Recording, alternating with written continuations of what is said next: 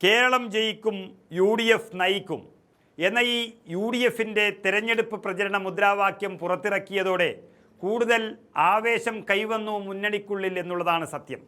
സ്ഥാനാർത്ഥികളെ നിശ്ചയിക്കാൻ കുറച്ചു മണിക്കൂറുകൾ വൈകി എന്നുള്ളതുകൊണ്ട് UDFിനെ അങ്ങ് തകർത്തു കളയാൻ നോക്കുന്ന മാധ്യമങ്ങൾക്കും സൈബർ കമ്മികൾക്കും തെറ്റി. അല്ലറ ചില്ലറ, അതായത് 2-3 സീറ്റുകളിൽ ചില തർക്കങ്ങൾ ഉണ്ടായിരുന്നുവെങ്കിലും കോൺഗ്രസിൻ്റെ സ്ഥാനാർത്ഥി പട്ടിക വൈകിപ്പിച്ചതും ഒരു കരുതലോടെയുള്ള നീക്കം തന്നെയായിരുന്നു. അതായത് LDFിൻ്റെയും അതുപോലെ BJPയുടെയും സ്ഥാനാർത്ഥികളെക്കുറിച്ച് വ്യക്തമായൊരു ചിത്രം കിട്ടിയതിന് ശേഷം ചില മാറ്റങ്ങൾ വരുത്താനാണ് തിരക്കിട്ട ചർച്ചകളെല്ലാം നടന്നത്. അവിടെ പ്രധാനമായും ജാതിമത സമവാക്യങ്ങളാണ് ചേർത്ത് വച്ചിരിക്കുന്നത്. അതിന് കണ്ണൂരിലെ ഒരു സുധാകരൻ്റെ പേരും കാര്യവും പറഞ്ഞ് പ്രതിരോധത്തിലാക്കാൻ നോക്കുന്നതായിരുന്നു ചില മാധ്യമങ്ങളുടെ പണി. അതിനിടയിൽ തന്നെ CPM നേതാക്കൾ പലരും ആ പാർട്ടിയെ തകർത്തെറിഞ്ഞുകൊണ്ട് വിമതരായതും CPMൻ്റെ കോൺഗ്രസ് അധിക്ഷേപം ആരും കാണാതെ പോയി. അതോടൊപ്പം കഴിഞ്ഞ 24 മണിക്കൂറിലേറെയായി കേരളം ചർച്ച ചെയ്തു വരുന്ന ഒരു പ്രധാനപ്പെട്ട കാര്യമുണ്ടായിരുന്നു, ഒരു പരസ്യത്തെക്കുറിച്ച്. ഇന്നലെ കേരളത്തിലെ ഒട്ടുമിക്ക മുഖ്യധാരാ മാധ്യമങ്ങളുടെയും ആദ്യ പേജിൽ UDF നൽകിയ ആ പരസ്യം, തുടർഭരണം അവസാനിക്കാൻ ഇനി 25 നാൾ മാത്രം കൗണ്ട് ഡൗൺ ആരംഭിച്ചു എന്ന തലക്കെട്ടോടുകൂടി നൽകിയ പരസ്യം അക്ഷരാർത്ഥത്തിൽ ജനമനസ്സുകളിൽ വലിയ സ്വാധീനമാണ് കേരളത്തിൽ ചെലുത്തിയിരിക്കുന്നത്.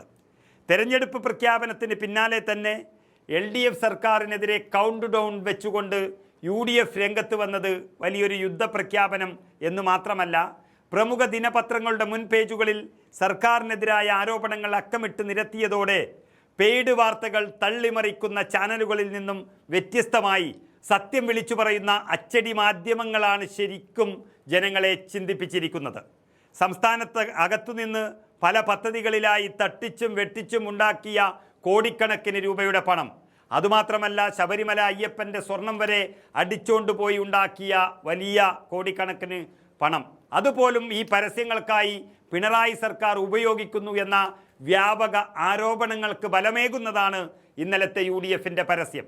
ഈ പരസ്യം നൽകിയിരിക്കുന്നത് സ്വർണ്ണക്കടത്ത്, കോടാനുകോടി രൂപയുടെ പൊതുകടം, അതുപോലെ ആരോഗ്യമേഖലയിലെ തകർച്ച, വിലക്കയറ്റം, വന്യജീവികളുടെ ആക്രമണം തുടങ്ങി ഒട്ടേറെ ജനവിരുദ്ധ വിഷയങ്ങൾ ആളിക്കത്തിക്കുന്നതും ഉന്നയിക്കുന്നതുമാണ് ആ പരസ്യം. അതിനെയെല്ലാം മറച്ചുവെക്കാനും ഉദ്ഘാടന മാമാങ്കത്തിൻ്റെ കള്ളക്കഥകൾ മാത്രം പ്രചരിപ്പിക്കാനും പാവങ്ങളുടെ പണം ഉപയോഗിക്കുന്ന എല്ലാ തന്ത്രങ്ങളെയും UDF ഈ ഒറ്റ പരസ്യം കൊണ്ട് പൊളിച്ചടക്കിയിരിക്കുകയാണ്.